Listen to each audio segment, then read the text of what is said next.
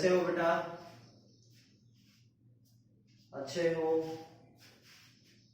अच्छा, तो बेटा अपने लास्ट क्लास में कुछ पढ़ा था, एक बार मैं आपको वापस से वो रिवाइज करवा रहा हूँ, है ना?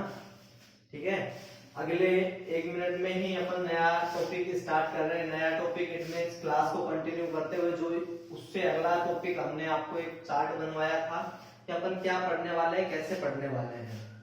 ये चीज हमने आपको अच्छे तरीके से बताई थी। हमने ये भी बताया था कि ये चैप्टर जो चल रहा है कितने मार्क्स का है, ठीक है। और बोर्ड क्लास में क्वेश्चन 100% पूछा जाता है, आता है यहाँ से क्वेश्चंस, ठीक है।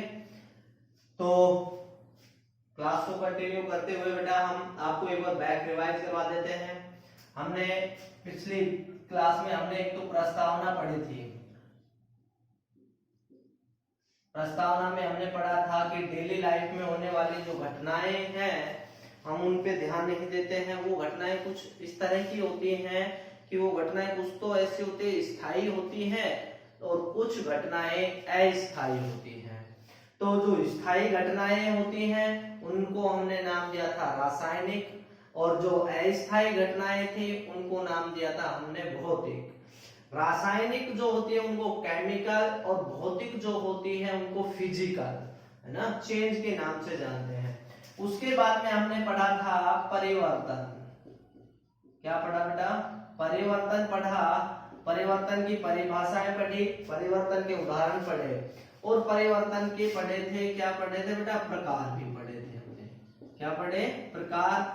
तो प्रकार हम बता चुके थे कि 2 प्रकार का होता है परिवर्तन, है ना। परिवर्तन कहते किसे हैं? जब कोई एक पदार्थ का दूसरे पदार्थ में बदलना क्या कहलाता है? परिवर्तन कहलाता है। ये हम आपको बता चुके थे। उसके बाद परिवर्तन के प्रकार में हम ये 2 परिवर्तन के, एक तो स्थायी एक अस्थायी, ठीक है। हम ये बता चुके थे कि स्थायी परिवर्तन होता है, इसको बेटा रासायनिक परिवर्तन, जिसको इंग्लिश में केमिकल चेंज बोलते हैं। एक होता है अस्थायी, अस्थायी को बोलते हैं बेटा भौतिक परिवर्तन, इसको बोलते हैं फिजिकल चेंज। क्या बोलते हैं? फिजिकल चेंज बोलते हैं, ठीक है। तो इस तरह से हम आपको बताएं कि हम पढ़ चुके थे यहाँ पे, ठीक है। यहाँ पे इस स्पेलिंग्स को साफ सुथरा लिख लेंगे ताकि आपको समझ आ जाए। फिजिकल चेंज, ठीक है। तो ये इंग्लिश टर्म्स भी अपने लिखते रहे साथ साथ बेटा। तो यहां तक हम पढ़ चुके थे। इसी क्लास को आगे करते हुए अब हमें पढ़ना है भौतिक और रासायनिक परिवर्तन क्या होते हैं, ठीक है। अब क्या पढ़ेंगे भौतिक और रासायनिक परिवर्तन के, ध्यान से देखें बेटा। एक बार मैं वापस से यहाँ आपको कुछ लिख रहा हूँ ब्लैक बोर्ड पे, ध्यान से देखेंगे। अपना टॉपिक होगा जो अब होगा वो होगा भौतिक एवं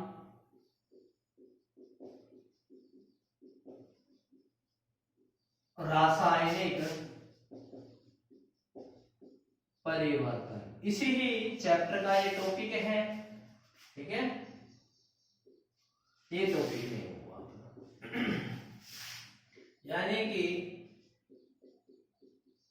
physical and chemical change, okay.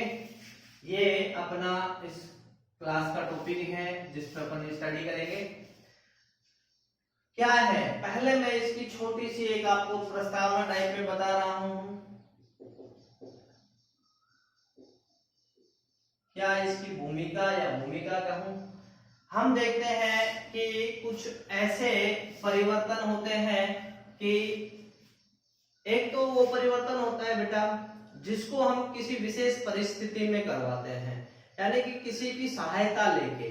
कोई भी चीज थी, हमने सहायता ली, चाहे वो सहायता हमने तापमान पे ली, ठीक है, या हमने द्रवीकरण पे ली, ठीक है, या उसके रंग पे, जैसे भी मर्जी, यानी कि किसी भी बाह्य हमने क्या ली, सहायता ली, बाह्य रूप से हमने कोई भी सहायता ली और सहायता लेके हमने परिवर्तन करवाया, और तब हमने ये परिस्थितियां जो थी वो परिस्थितियों को क्या कर दिया, हटाया,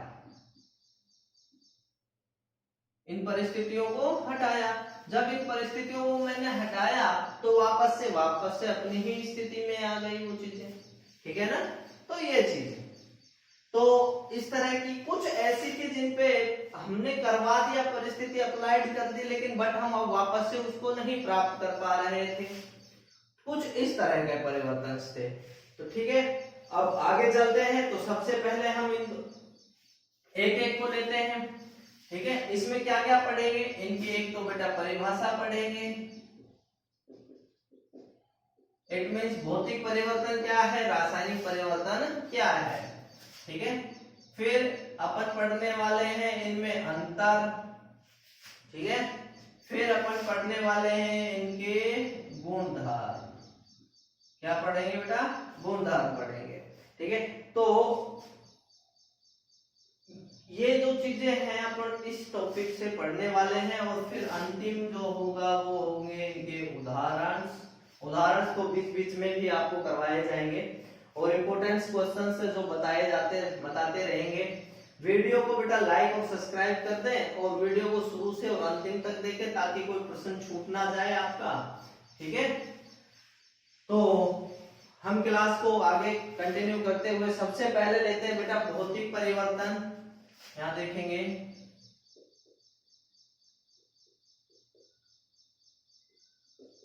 भौतिक परिवर्तन, इसको बोलते हैं बेटा physical change.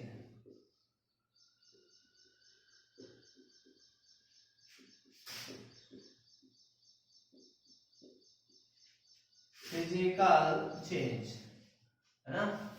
What is physical change, क्या होता है फिजिकल चेंज।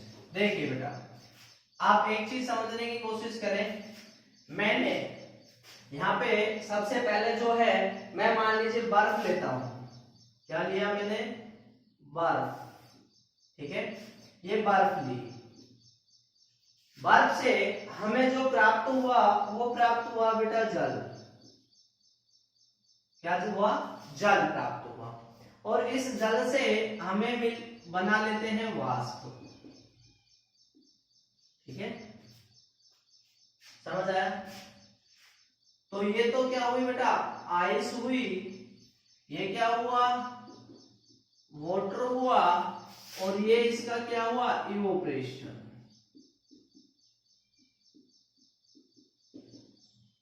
क्या हुआ, इवोपरेशन, ओके। तो इस तरह से ये चीज हुई।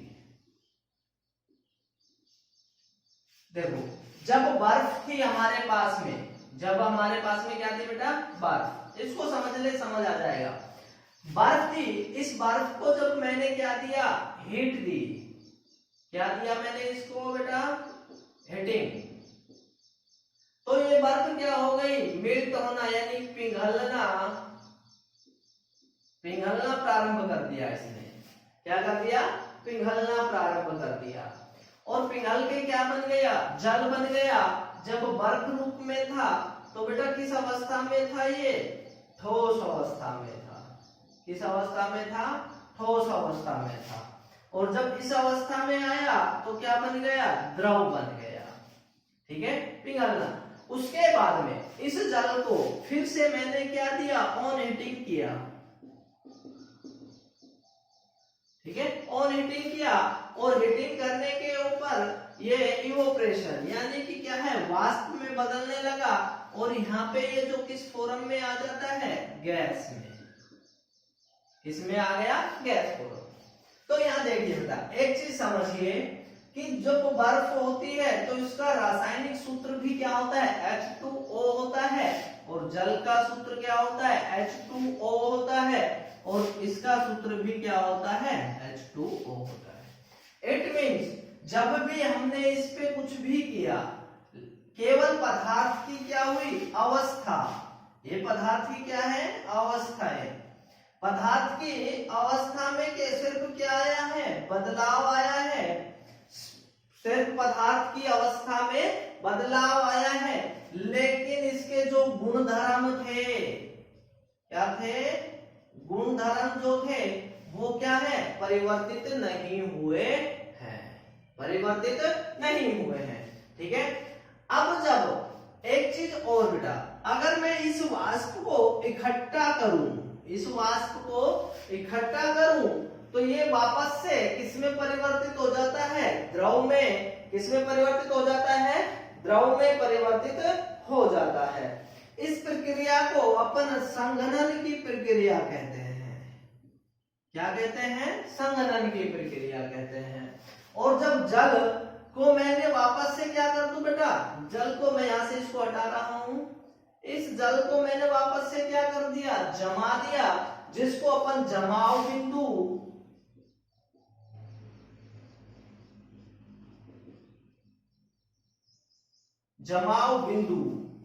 कहते हैं। ठीक है, यानी कि हमने देखा कि एक बर्फ थी, बर्फ से द्रव अवस्था, यानी कि ठोस से द्रव में, द्रव से गैस में, फिर गैस था जो किसमें आया, द्रव में आया, और द्रव से ठोस में आया। तो आपको अभी ये चीज समझ आई होगी बेटा कि पदार्थ के भौतिक परिवर्तन क्या हुआ, पदार्थ की अवस्था में तो क्या हो जाए, परिवर्तन हो जाए, लेकिन पदार्थ के रासायनिक जो गुणधर्म है वो अपरिवर्तित रहते हैं। वो कौन सा परिवर्तन कहलाया, भौतिक परिवर्तन कहलाया। समझ आया? तो देख इसकी परिभाषा लिख लें, वह रासायनिक परिवर्तन, वह परिवर्तन या वह परिवर्तन जिसमें पदार्थ की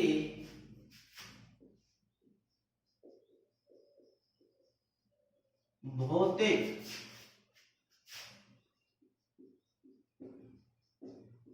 अवस्था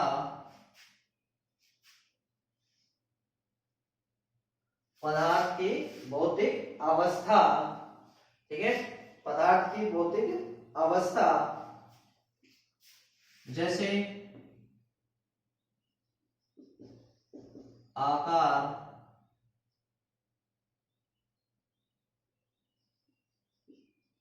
स्वाद, रंग,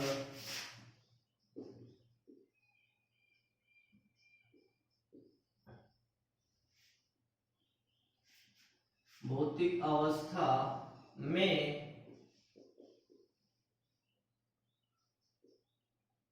परिवर्तन, भौतिक अवस्था में परिवर्तन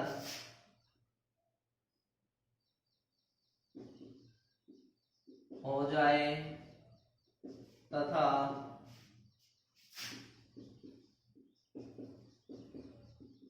रासायनिक गुण अपरिवर्तित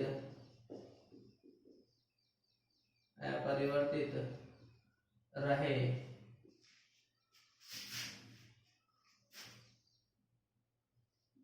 उसे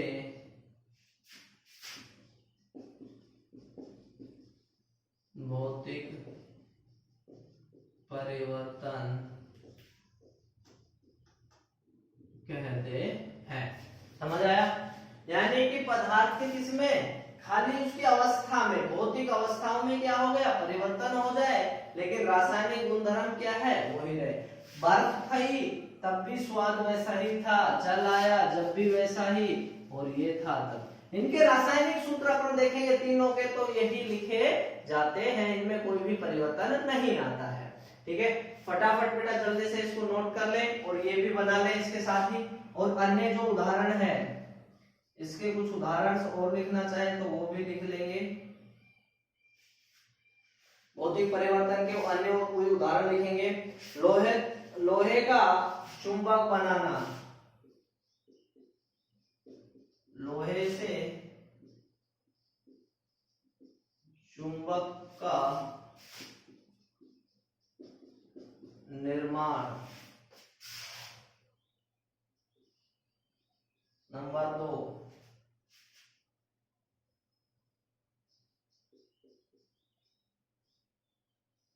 मोमबत्ती का पिघलना। ठीक है, बल्ब का